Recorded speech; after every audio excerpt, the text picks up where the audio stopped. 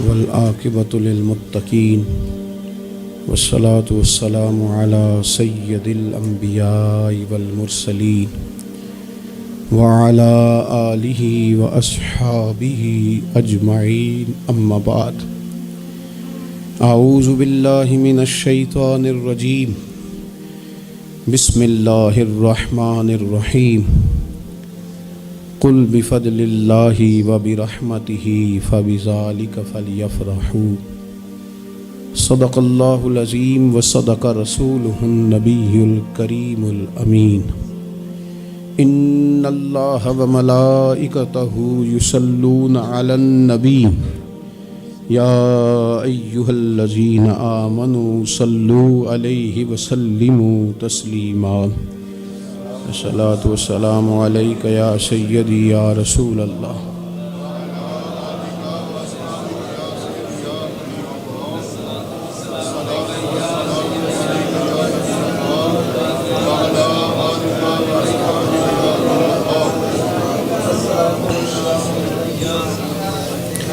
حمد و صلوات کے بعد دوستو، بزرگوں اور بھائیوں، انسان اپنی زندگی میں جیسے جیسے شب و روز طے کرتا ہے، بہت سارے مواقع زندگی میں اسے دیکھنے نصیب ہوتے ہیں۔ ہمارے ہاں کچھ تقریبات کی جاتی ہیں، خوشی کے موقع پر بھی اور غم کے موقع پر بھی۔ خوشی کی تقریبات بھی پہلے بڑی مختصر، جامع، پروقار اور وزادار ہوتی تھی۔ نکاح کا مطلب ہے دو گواہوں کی موجودگی میں ایجاب و قبول کرنا۔ مختصر سے لوگوں کے بیچ بیٹھ کے نکاح ہو جاتا تھا، مختصر سے لوگ ولیمے کی دعوت کے بعد دعائے خیر پر اپنے اپنے گھروں کو چلے جاتے تھے۔ ہندوستان میں مسلمانوں نے ہندوؤں کو دیکھا کہ وہ مہندی کی رسم کرتے ہیں، اس پر پھر اتنی زیادہ توجہ لوگوں کی بڑھ گئی کہ وہ باقاعدہ شادی کا حصہ بن گئی، باقاعدہ اس پہ بہت بڑا سرمایہ خرچ ہونے لگ گیا۔ پھر اس کے ساتھ ساتھ فی نفس ہی عورت کا ہاتھوں پہ مہندی لگانا تو ناجائز نہیں، لیکن اس میں پھر ایک باقاعدہ تقریب رکھ لینا، پھر مرد عورتوں کا اکٹھے ہونا، پھر ڈھول ڈھمکا ہونا، پھر شور شرابہ ہونا، اس کی شریعت قطعاً اجازت نہیں دیتی۔ پھر یہ ہوتا تھا کہ شادی سے قبل جب رشتہ طے ہوتا تھا تو طریقہ یہ تھا کہ لڑکی اور لڑکے کا نکاح کر دیا جاتا تھا اور مناسب وقت پر رخصتی ہو جاتی تھی۔ نبی پاک صلی اللہ تعالیٰ علیہ وسلم نے حضرت سیدہ عائشہ صدیقہ رضی اللہ تعالیٰ عنہا کے ساتھ نکاح کیا اور 3 سال کے بعد رخصتی ہوئی۔ چلے بعد میں لوگوں نے اگر نکاح نہ کیا تو پھر کہا کہ نسبت طے کر دی ہے۔ یہ بڑا سونا، اچھا، صاف ستھرا فکرہ تھا۔ اب باقاعدہ اس نام کو منگنی کا نام دے دیا گیا، اور ہم دوسروں کی چال چلتے چلتے اپنی وفاداری بھولتے جا رہے ہیں۔ دیکھا دیکھی نا لوگوں کی، دیکھا دیکھی۔ میرج ہال کا تصور صرف اتنا تھا کہ اب آبادیوں میں جگہ موجود نہیں ہے تو باقاعدہ ایسے ہال بنا لیے جائیں جن میں نکاح آسانی سے ہو جائے، لیکن اب تو مہنگے سے مہنگا ہال، اس میں پھر سہولیات، پھر اس میں آسانیاں، پھر کھانے کی بھرمار اور مختلف ڈشیں۔ یہ سوائے اپنے اوپر بوجھ ڈالنے کے، امیر بوجھ ڈالتے ہیں، غریبوں کو پریشان کرتے ہیں، ان کے بچے دیکھا دیکھی اس چکر میں پڑ جاتے ہیں، حالات سنگینی کا رخ اختیار کر جاتے ہیں۔ منگنی باقاعدہ میرج ہال میں ہونے لگ گئی۔ اللہ تعالیٰ معاف فرمائے تو وہاں بھی مردوں عورتوں کا اختلاط ہے۔ باقاعدہ ابھی اس کا نکاح نہیں ہوا، وہ تو غیر محرم ہے، اس کو انگوٹھی دی جاتی ہے پہنانے کے لیے، اور لڑکا لڑکی کے ہاتھ میں انگوٹھی پہنا رہا ہے۔ ناراض نہ ہونا، حاجی صاحب بھی کھڑے ہوتے ہیں، نمازی صاحب بھی کھڑے ہوتے ہیں، وہ صاحب بھی کھڑے ہوتے ہیں جو مذہبی تقریبات میں آگے آگے دکھائی دیتے ہیں، لیکن یہاں دین ہی نہیں یاد آ رہا۔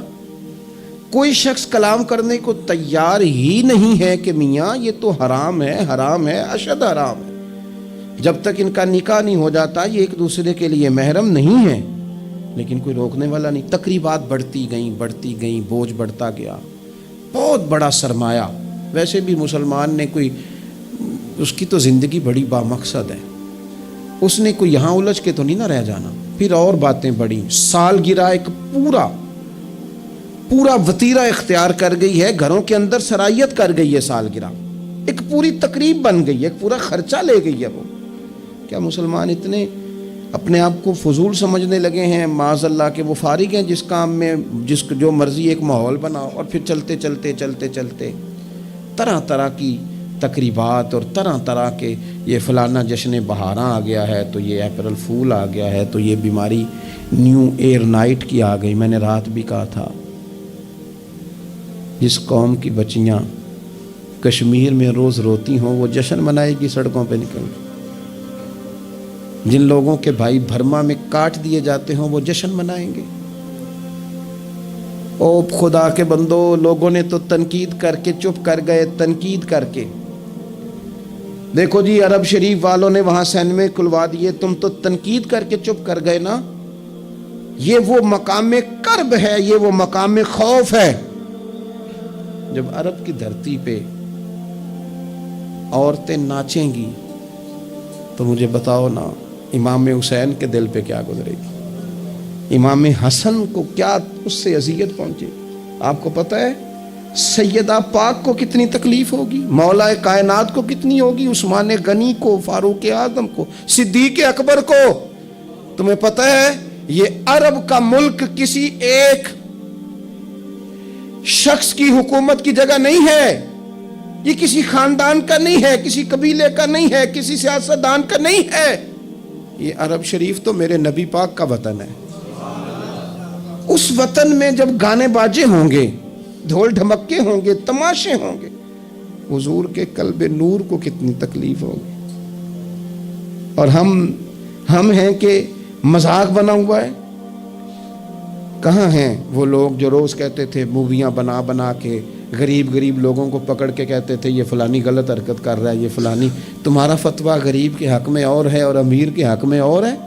اب بھی تو کوئی 2 ویڈیو بنا دو نا کہ یہاں یہ ظلم ہو رہا ہے۔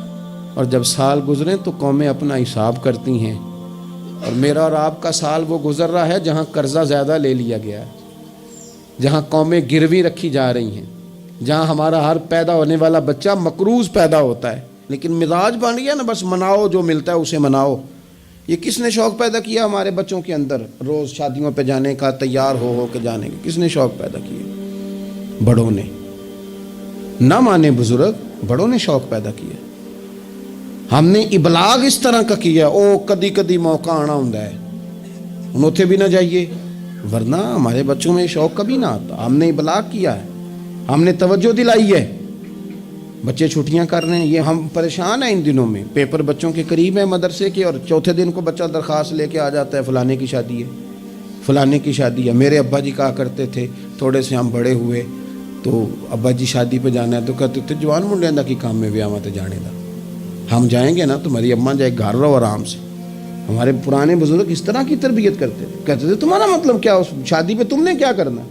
اور یہاں سارا کام ہی بچے اور بچیوں کو دے دیا گیا، بچے اور بچیوں کو، اور تیار کر کے نہیں جاتا۔ کسی خاص جگہ پہ کوئی مجبوری ہو جائے، قربت اتنی زیادہ ہو کہ رہا نہ جائے، تو کبھی نکاح پڑھانے کے لیے جاؤں نا تو بس میرے کانوں سے آواز ٹکراتی نہیں، لیکن میں سمجھ جاتا ہوں کہ کیا باتیں گونج رہی ہیں۔ اور پردہ ہی کر لو تھوڑا سا، وہ کہتے ہیں پردہ، یہ بچی کے نکاح کی مووی نہ بنی تو فلم ہی نہیں مکمل ہوگی۔ اس خوشی کے موقع پر بھی آپ یہ کہہ رہے ہیں کہ لو جی پردہ کرو اور دوپٹہ لو، تو اتنے پیسے دیے وہ بیوٹی پارلر والے کو، وہ کدھر جائیں گے؟ کون ہیں یہ لوگ سارے؟ میں اور آپ نہیں ہیں، ہم ہی تو ہیں یہ سارے۔ یہ کس پر تنقید کر کے ہم چپ کر گئے ہیں؟ ہم سارے خود ہیں، اور ہم سب مل ملا کے اس سوسائٹی کا حصہ بنتے جا رہے ہیں۔ اب تو بھائی وہ مہنگے میرج ہال کے اندر جب میرج ہال لیا جاتا ہے تو ایک سمت عورتیں، ایک سمت مرد، اور بیچ میں پردے کا بندوبست بھی نہیں کرایا جاتا، چونکہ یہ تو دکھیا نوس لوگ ہیں جو پردہ کراتے ہیں۔ وہ کہتے ہیں وہ لو اتنی تیاری کی، کپڑے دکھانے کس کو ہیں؟ تم پردہ کرا رہے ہو۔ خدا سے ڈرے، مسلمان ان ابس کاموں کے لیے نہیں ہے، تو اونچے مقاصد کے لیے آیا۔ تو دیکھنا تیری تو بڑی عظمت ہے، کنتم خیر امۃ اخرجت للناس تأمرون بالمعروف وتنہون عن المنکر۔ تجھے تو بھیجا تھا کہ تو دنیا میں خیر عام کرے گا، برائی کا ہاتھ تھامے گا، تو کہاں الجھ کے رہ گیا؟ اپنی تقریبات پر تھوڑی توجہ دیں۔ ایک تو یہ خوشی کی تقریبات، پھر ایک غم کی تقریبات۔ میں نے اپنے کانوں سے سنا ہے، کل 10ویں کا اعلان اکٹھا کرا دیا گیا، اور یہ ٹھیک کیا جاتا ہے، ایک ہی دن میں دونوں اصال ثواب کی تقریبات ہو جائیں۔ اس کا اصل اصال ثواب ہے۔ اصال ثواب کیا ہے؟ اصال ثواب یہ ہے کہ آپ کو دعا کرنی ہے جانے والے کے لیے، کچھ قرآن مجید پڑھ کے، کچھ اذکار پڑھ کے، کچھ وظائف پڑھ کے اس کی روح کو ایصال کرنا ہے، اتنا مقصود ہے۔ بڑی غور سے، مجھے تھوڑا ٹائم دیں گے آپ 2-3 منٹ کا صرف، اور میری بات پہ نا خاص توجہ کریں، خاص بات کرنا چاہتا ہوں۔ اگر اس میں کھانا پکانا ہے نا، تو آپ نے کھانا اس لیے پکانا ہے کہ غریب کو، مسکین کو کھانا کھلائیں گے، اور جو ثواب اس کا ملے گا وہ بھی جانے والے کی روح کو ملے گا۔ لیکن اگر آپ اس میں دعوت پکا لیں، دعوت رشتہ داروں کی، یاروں کی، وہ تو بھائی دعوت ہے۔ ایک ہے کہ آپ نے کوئی ایسا کام کیا جس سے جانے والے کی روح کو، ہوٹل میں بیٹھ کے کھانا کھایا 4 بندوں نے، موج کی، مرضی کا انہوں نے گوشت اڑایا، تو وہ کہیں اس کا ثواب جائے گا؟ یہ جو دعوت کا لفظ ہے نا، کہ دعوت کی، امیر لوگ سارے اکٹھے کیے، رشتہ دار، دوست احباب، سیاسی سب آ گئے، اب آپ نے وہ دعوت کی اور نام آپ نے ختم شریف کا دے دیا۔ آپ تھوڑی گہرائی سے سوچیں کہ یہ ختم بنتا ہے؟ ویسے ذہن قبول کرتا ہے کہ یہ ختم شریف ہے؟ اب میں کہہ لوں، اب میں یہ بات کر لوں کہ ہمارے ہاں کچھ ولیمہ نما چہلم بھی ہوتے ہیں، ولیمہ نما چہلم، وہ ٹائٹل چہلم کا ہے اور اندر جا کے دیکھو تو ماحول سارا ولیمے کا ہے، تو یہ اصال ثواب ہے؟ آپ بتائیں ذمہ داری سے کہ یہ اصال ثواب ہے؟ آپ غرباء کی دعوت پکائیں گے، غریبوں مسکینوں کی، ان کی دعوتیں اعلیٰ حضرت بریلوی رحمت اللہ نے لکھا ہے جائز نہیں ہے دعوت کرنا اس طرح۔ ہاں آئے ہوں کھانا کھا جائیں، فی نفس سے ہی رشتہ داروں کو کھانا کھلانا، دعوت کھلانا ثواب ہے، لیکن ختم کو، چہلم کو، 10ویں کو دعوت بنا لینا یہ درست؟ ویسے ان کو دیں آپ، ثواب ہے، لیکن ہمارے ہاں تو مطلب عجیب سا ایک ماحول ختم شریف، یعنی کل 10ویں کا اکٹھا اعلان ہو گیا، میں موجود تھا، تو کہنے لگے ویکھو انہیں پیسے لگے جے بچانے، خدا کے بندو یوں تو نہ کرو۔ ایک ان کا والد چلا گیا، والدہ چلی گئی، کوئی عزیز چلا گیا، اور دوسرا یہ کہ آپ یہ بتائیں گھر سے روٹی نہیں ملتی، صرف ختم کی ملتی ہے۔ اتنی چھوٹی سوچ کون پیدا کرتا ہے؟ یہ تو ماحول میں ہی ایسی باتیں نہیں ہونی چاہیے۔ میں آپ کو کہہ رہا ہوں، میں مولوی صاحب ہو کے، مسجد کا خطیب ہو کے، حالانکہ چہلم پہ ڈیوٹی مولوی صاحب کی ہے، ان کو تو موقع ملنا ہے 10ویں کا بھی، چہلم کا بھی، کل کا بھی، لیکن مولوی کا بھی تو کول ہونا ہے نا، اسے بھی تو خیال کرنا چاہیے کہ جو چیزیں درست ہیں صرف اتنی درست ہیں، حد بندی سے باہر جائے تو چیز ٹھیک نہیں رہتی۔ اس لیے ان تقریبات کو بھی یقین کریں۔ کل شریف پہ ماحول دعوت کا نہ ہو، میں آپ کو ذمہ داری سے کہتا ہوں، کسی کا باپ فوت ہو جائے تو جتنی اچھی دعا وہ مانگ سکتا ہے، درد سے اتنی کوئی اور نہیں مانگ سکتا، لیکن وہ تو دعوت پکا رہا ہے نا، وہ تو دیگوں پہ ہے، وہ تو ٹینٹ کا سامان اکٹھا کر رہا ہے، وہ تو ترتیب لگا رہا ہے۔ اور میں ذمہ داری سے کہتا ہوں، کل سے پہلے 10ویں کے بعد، چہلم کے بعد بیٹوں کی لڑائی ہوتی ہے کہ خرچہ زیادہ آیا، تم حصہ نہیں پورا دے رہے، یہ اصال ثواب ہے؟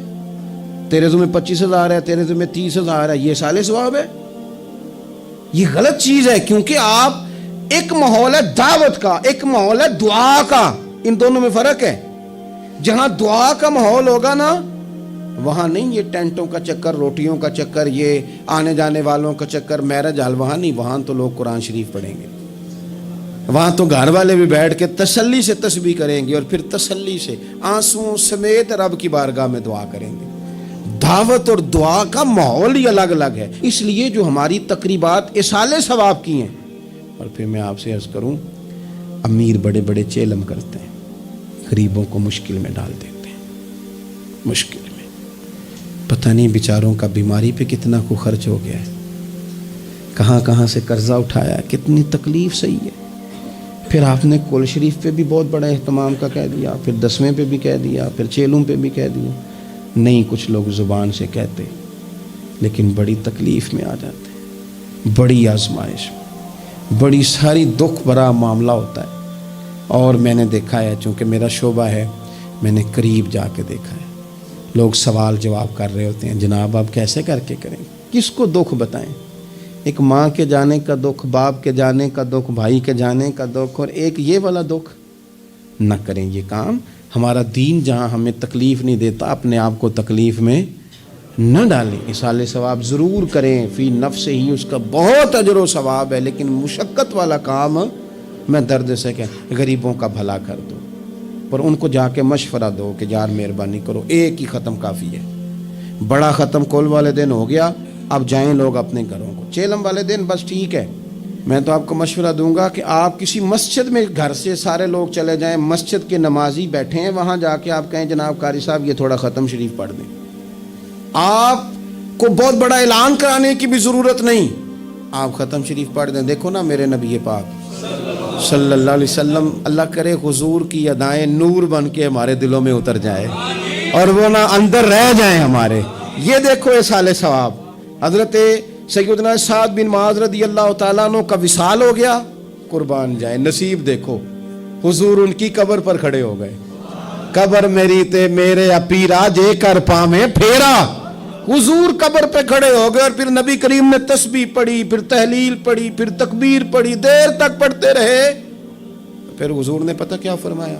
فرمایا تمہارے بھائی کی قبر تنگ ہو گئی تھی، میں نے تسبیح پڑھی ہے تو اللہ نے کشادہ کر دی ہے، کھول دی ہے قبر، تو جاؤ نا ابا جی کی قبر پہ پڑھو نا وہاں اللہ اکبر اللہ اکبر اللہ اکبر، پڑھو نا وہاں جا کے الحمدللہ الحمدللہ وہاں پڑھو جا کے، وہاں جا کے کہو لا الہ الا اللہ لا الہ الا اللہ لا الہ الا اللہ محمد الرسول اللہ صلی اللہ علیہ، پڑھو جا کے وہاں سورہ یاسین، پڑھو جا کے سورہ ملک، پڑھو جا کے وہاں قرآن مجید، دیکھو معاملات ٹھیک ہو جائیں گے۔ یہ اصالِ ثواب کی ترتیب بنائیں، گھر میں بھی اصالِ ثواب کریں تو ذرا درد سے، ذرا ذوق سے، ذرا اچھی طرح پڑھ کے، لیکن دعوتیں نہ بنائیں کل 10ویں چیلم کو، دعوتیں یعنی مل بیٹھو، کپڑے نئے نکالو، پوری تیاری کرو، اور جناب وہاں جاؤ اور جا کے کھانا کھاؤ اچھا سا خوبصورت سا، اور ساری توجہ ہی کھانے پہ، چونکہ وہ اس کو پتہ ہے کہ جس طرح شادی میں کھانا کم پڑ گیا تو عزت نہیں ہوگی، اس طرح اگر چیلم پہ کم پڑ گیا تو پھر بھی رسوائی ہوگی، تو جب کھانے پہ لگ جائیں گے تو دعا تو رہ گئی، جانے والے کا فائدہ نہ ہو سکا۔ دو ایک باتیں مزید اسی عنوان پر، اللہ تعالیٰ نے قرآن مجید میں یہ فرمایا کہ قل بفضل اللہ وبرحمتہ فبذلک فلیفرحوا، اے محبوب علیہ السلام آپ اپنے غلاموں سے فرما دیں کہ جب اللہ کا فضل اور اس کی رحمت ملے تو پھر خوشی منایا کریں، اظہار مسرت کریں۔ امام فخر الدین رازی رحمۃ اللہ علیہ نے یہاں ایک بات لکھی ہے جو بڑی خوبصورت ہے اور بڑی سمجھنے والی ہے۔ امام رازی رحمۃ اللہ علیہ فرماتے ہیں کہ یہ خوشی اس لیے نہیں منانی کہ انعام ملا ہے، خوشی اس لیے منانی ہے کہ رب کی طرف سے ملا ہے، خوشی اس لیے منانی ہے کہ محبوب نے دیا ہے، تو جب محبوب دے نا، وہ چند دن پہلے بڑا لطف آیا، بس ایک بات ہے بھولتی نہیں، سے ثبوت نہ منگو میتھوں نظر کرم قد ہوئی، اے میں جانا یا دل پر جانے غیر نہ جانے کوئی، یہ اس لیے خوشی منانی ہے کہ نظر کرم ہوئی ہے، اللہ نے نوازا ہے، تو اب جب اس لیے خوشی منانی ہے کہ اللہ نے دی ہے تو پھر خوشی بھی وہی منانی ہے جس سے اللہ راضی ہو، اسی انداز میں رہنا ہے جس میں رب رسول راضی ہوں۔ تقریبات میں دو تین چیزوں کا خاص خیال، ایک تو خرچ حد سے زیادہ نہیں ہونا چاہیے، اعتدال کے ساتھ خرچ کریں، فضول خرچی سے بچیں۔ ہماری شادیوں میں اتنا زیادہ خرچ ہوتا ہے، اتنا زیادہ خرچ ہوتا ہے، اور یہ چونکہ ہماری طبیعت ہے نا، ہم کسی نہ کسی بات میں اپنے آپ کو خود بخود ایموشنل کر لیتے ہیں۔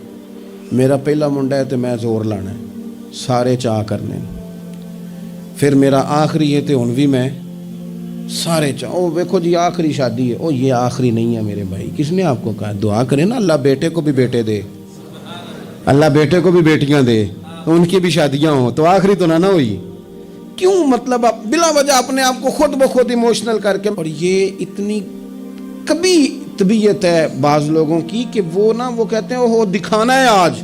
آپ شادی کی تقریبات کو فضول خرچیوں سے بچائیں. قرآن مجید نے کیا کہا کلو وشربو ولا تسرفو، کھاؤ بھی پیو بھی، فضول خرچی نہ کرو، اعتدال میں رہ کے کرو سارا کام، لیکن میانہ روی میں، اعتدال میں. ایک قرضہ وہ ہے جو انسان مجبور ہو کے لیتا ہے، کوئی مجبوری آ گئی، کوئی تنگ دستی آ گئی، کوئی نقصان ہو گیا. ایسے مقروض کے ساتھ تو نبی پاک صلی اللہ تعالیٰ علیہ وسلم نے اظہار ہمدردی فرمایا. ایسے مقروض کو مہلت دینے کا کہا ہے جو مجبور ہو کے قرض لیتا ہے. حضور صلی اللہ علیہ وسلم نے فرمایا اگر تم نے کسی شخص سے قرض لینا ہے اور وہ تنگ دست ہے تو تم اسے مہلت دو. تم جتنے دنوں کی اسے مہلت دو گے اور جتنے پیسے تم نے لینے ہوں گے اتنے ہی پیسے روز اللہ تمہیں صدقہ کرنے کا ثواب عطا فرمائے گا. اظہار ہمدردی کیا. اور کریم ہے محبوب، لاجپال ہے محبوب، عطائیں کرنے والے ہیں محبوب. کون دیتا ہے دینے کو منہ چاہیے، دینے والا ہے سچا ہمارا نبی. اور مانگیں گے مانگے جائیں گے، منہ مانگی پائیں گے.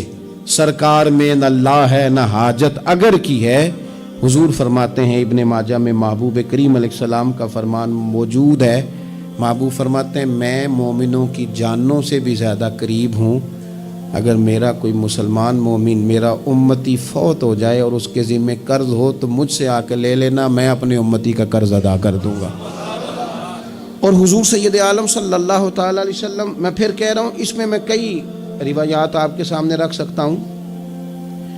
حضرت ابو امامہ رضی اللہ تعالیٰ عنہ انصاری صحابی ہیں، فرماتے ہیں میں بڑا پریشان تھا اور مسجد میں بیٹھا تھا. قرض بہت بڑی اذیت ہے. مقروض قیدی ہے، صحت ہونے کے باوجود بیمار ہے، گھر ہونے کے باوجود بے گھر ہے، ساری آسانیاں ہونے کے باوجود تکلیف میں ہے چونکہ مقروض ہے.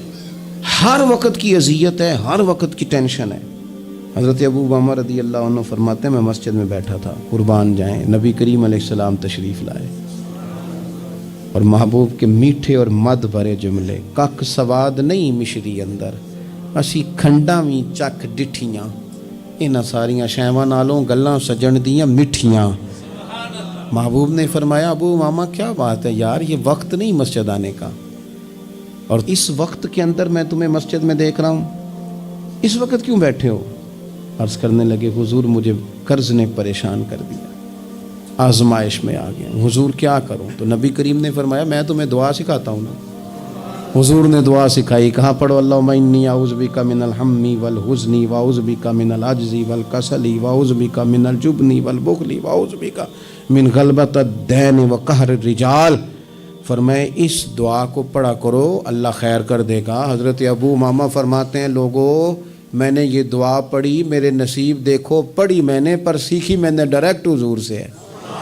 میں نے یہ دعا پڑھی، اللہ نے میرے قرضے بھی دور کر دیے اور میرے غم بھی سارے دور کر دیے. ہمارے تو وظیفے میں اعلیٰ حضرت نے اس دعا کو شامل کر دیا. فرمایا اسے پڑھو، صبح بھی پڑھو شام بھی پڑھو، غم بھی دور ہوں گے قرضے بھی دور ہوں گے.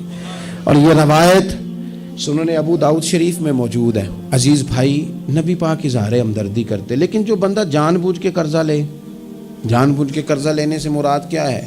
شہرت کے لیے، دکھاوے کے لیے، زیادہ خرچے کرنے کے لیے، مہنگی شادی کرنے کے لیے جو بندہ قرضہ لے اس کے بارے میں پتہ ہے رسول کریم صلی اللہ تعالیٰ علیہ وسلم نے کیا فرمایا؟ محبوب فرمانے لگے یہ المستدرک میں موجود ہے، ذرا لفظ دیکھیے گا حدیث کے. حضور فرمانے لگے میں کفر اور قرض سے اللہ کی پناہ مانگتا ہوں. میں کہہ چکا ہوں کہ شارحین حدیث نے لکھا یہ وہ والا قرض ہے جو بندے نے شہرت کے لیے لیا، خرچے بڑھانے کے لیے لیا، مہنگی شادی کرنے کے لیے، دکھاوے کے لیے کام کرنے کو لیا، مجبور نہیں تھا جان بوجھ کے لیا. حضور فرمانے لگے میں کفر اور قرض سے اللہ کی پناہ مانگتا ہوں. تو صحابی نے عرض کی یا رسول اللہ آپ قرض اور کفر کو برابر کر رہے ہیں، ایک جگہ ذکر فرما رہے ہیں؟ تو حضور نے فرمایا ہاں میں ایک جگہ ذکر کر رہا ہوں، میں ان دونوں کا ذکر اکٹھا کر رہا ہوں، کفر اور قرض. اتنی بڑی بات، اعتدال میں رہیں، کم سے کم قرضے. اور یہ سارا کچھ ہو سکتا ہے، کوئی مشکل کام نہیں ہے. دوسری بات، ایک تو شادی میں خرچ کم سے کم کریں تقریبات میں، اور دوسری بات یہ کہ تھوڑا سا نا پردے کا اہتمام ہو. میں کوئی تنقید نہیں کرتا، طنز نہیں کرتا، چونکہ ہماری بہنیں مائیں بیٹیاں ہوتی ہیں، ہم نہیں انہیں سمجھانا ہے، ان کو ذرا سمجھائیں، ان کو یہ بتائیں کہ قیمتی چیزیں جو ہوتی ہیں وہ پردوں میں ہوتی ہیں۔ ہمارے گھر میں 20 تولے سونا پڑا ہو تو ہم نے کبھی نہیں باہر نکل کے بتایا کہ پڑا ہے، کیونکہ قیمتی ہے نا، تو پردے میں رکھا ہوا ہے، اس کی چابی کا بھی ہم خیال رکھتے ہیں کہ کہیں گم نہ ہو جائے۔ اسی طرح ہر کتاب کو غلاف نہیں چڑھتا، صرف قرآن پاک کو چڑھتا ہے۔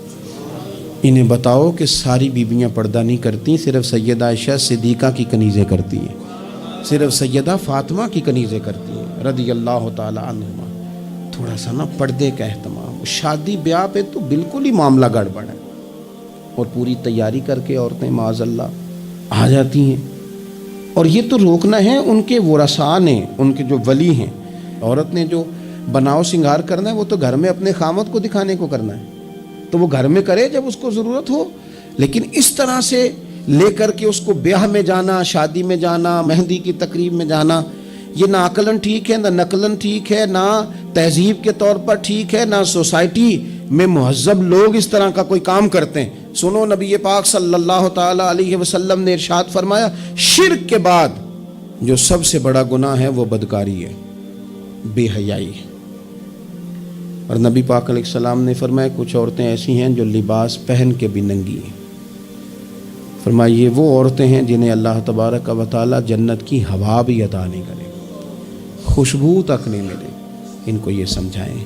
یہ آج کل بڑا عروج ہے شادیوں کا، خواتین مہربانی کریں، اپنے اوپر رحم کھائیں، نہ اللہ کی نافرمانی مول لیں۔ ماؤں بہنوں بیٹیوں، پھر روتی ہو، دکھ سناتی ہو، کہتی ہو بڑی ساری آزمائش میں ہیں، تو اگر تکلیف میں ہو تو پھر تو رحمت والے کام کرو نا۔ بندہ تکلیف میں بھی ہو، دکھوں میں بھی، اور کام عذاب والے کرے تو اسے کس طرح کر کے آسانی میسر آئے گی؟ اس لیے شریعت اسلامیہ کے دائرے کے اندر وقت گزاریں۔ تیسری گزارش تقریبات کے حوالے سے، تیسری اور آخری یہ ہے کہ ہم نہ شادی ہو، بیاہ ہو، کوئی بھی معاملہ ہو، ہمارا یہ مزاج بن گیا ہے کہ ہم نہ تعلقات نبھاتے ہیں۔ دفتر کے لوگوں کو بلائیں گے، ہمارے جو بزنس کے متعلقہ لوگ ہیں ان کو دعوتیں دیں گے، جن لوگوں سے ہمیں کوئی سیاسی سماجی کام پڑ سکتا ہے انہیں بلائیں گے۔ دعوت بھی کبھی کھلائیں گے تو کوشش کریں گے اس بندے کو کھلائیں جو بندہ نا جس کی ذرا فوٹو صحیح آتی ہے، لائکس اچھے ملتے ہیں۔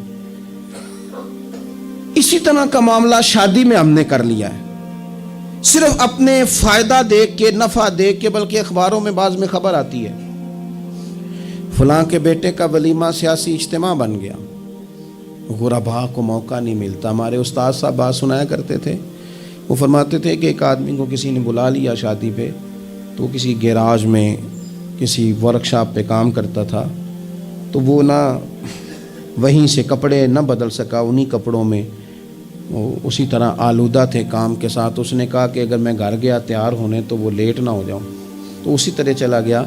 اس کو چوکیدار نے اندر ہی نہیں جانے دیا، کہا تو کدھر آ گیا؟ اس نے بڑی کہا بھی مجھے بلایا ہے، میرا تعلق ہے۔ اس نے کہا نہیں نہیں، تجھے کیسے بلا لیا؟ کیونکہ اسے پتہ تھا نا ان لوگوں کا تو اسٹیٹس ہی اور ہے، غریب آدمی ان کی دعوت میں۔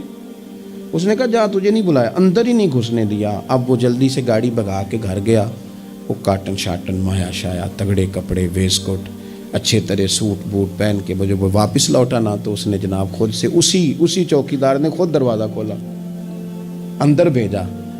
اب وہ جب کھانا شروع ہوا نا تو اس نے ایک ڈونگا لیا سالن کا اور اپنا کرتا پکڑ کے اس میں ڈبو دیا، پھر دوسرا کرتا ڈبو دیا۔ لوگوں نے کہا تم باولے تو نہیں ہو گئے، یہ کیا کر رہے ہو؟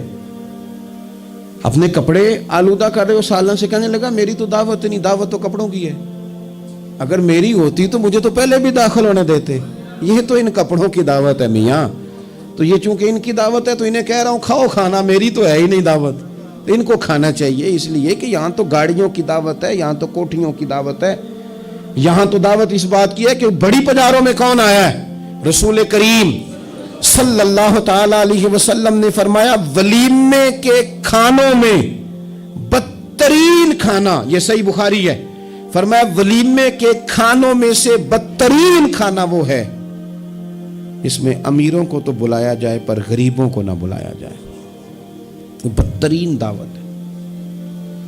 اس لیے بعض صوفیہ تو یہ فرماتے ہیں کہ کوشش کر کے نا بعض غریبوں کو منت کر کے لے آؤ اپنے ولیمے کی، اپنی تقریبات کی دعوتوں میں، تاکہ تمہارا کھانا اچھا کھانا تو بن جائے نا، تمہارا کھانا بہترین کھانا تو بن جائے نا، تمہارا کھانا اعزاز والا تو ہو جائے، کچھ تو غربا کو دعوت دے لو۔ لیکن ہماری تقریبات ہماری ذاتی معاملات کا حصہ بن جاتی ہیں۔ میں تو مذہبی تقریبات بھی دیکھتا ہوں، مذہبی تقریبات میں بھی ہماری پوزیشن کچھ اسی طرح کی ہے۔ میں اپنے بارے میں کئی دفعہ دوستوں کو کہہ چکا ہوں کہ دین کا خادم سمجھ کے دعوت دینا تو بڑی اچھی بات ہے، لیکن ہمیں برانڈ نہ بناؤ۔ ہمیں بعض جگہ بڑی اچھی طرح سمجھ آ جاتی ہے کہ بعض آدمی کا بات کرنے کا سٹائل کیا ہے، اور جو آدمی روز اتنی لمبی چوڑی تقریر کرتا ہے، اس کو جب آگے کوئی شخص بات سنانے کی کوشش کرتا ہے تو پتہ چلو اکثر چل جاتا ہے کہ کہاں سے بات کر رہا ہے۔ چلیں، جواب نہ دینا کئی دفعہ اخلاقی طور پر درست نہیں ہوتا۔ دینی تقریبات کو ضروری ہے کہ 600 آدمی 400 آدمی بیٹھے گا تو پھر ہماری محفل ہوگی؟ کوئی ضروری ہے؟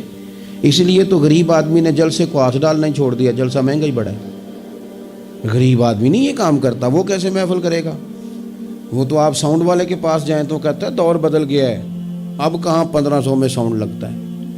وہ تو چونکہ ہم نے ہر چیز کو برانڈ بنا دیا، کمرشل کر دیا، ماحول اور طرح کا بنا دیا ہے۔ یہ کام نہ کریں، آپ اس کو دین ہی بنائیں، اور یہ ذوق ہی رہے نا تو بھائی اس کے لیے پھر کسی آرٹیفیشل نعت خواں کو بلانے کی ضرورت نہیں ہوتی۔ محلے کا لڑکا بھی سونی نعت پڑھ لیتا ہے، اس کے لیے پھر اپنے خطیب صاحب بھی بڑی بہترین تقریر کر لیتے ہیں جو ہمیں 5 نمازیں پڑھاتے ہیں، پھر یہاں بھی سارے کام۔ لیکن ذہن تقریبات کے لحاظ سے بن گیا ذرا بڑا اونچا سا۔